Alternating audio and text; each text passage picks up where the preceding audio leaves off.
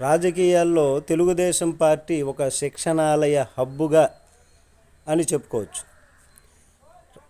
తెలుగుదేశం పార్టీలో ఉన్నటువంటి నాయకులు ఎంతోమంది క్షేత్రస్థాయిలో కూడా చాలా బలంగా ఉన్నటువంటి వాళ్ళు ఉన్నారు. అట్లాగే ఏ డిబేట్లోనైనా కానీ వాక్చాతుర్యంలో కూడా చాలా చక్కగా ఆ డిబేట్ని ఎదుర్కొనేటటువంటి విధంగా కూడా ఉన్నటువంటి అపారమైనటువంటి రాజకీయ అనుభవం కలిగినటువంటి వాళ్ళు ఉన్నారు. అట్లాగే ఆర్థిక పరంగా కూడా బలమైనటువంటి నాయకులు, క్షేత్రస్థాయిలో కూడా ధీటైనటువంటి నాయకులు తెలుగుదేశంలో పార్టీలో ఉన్నారు.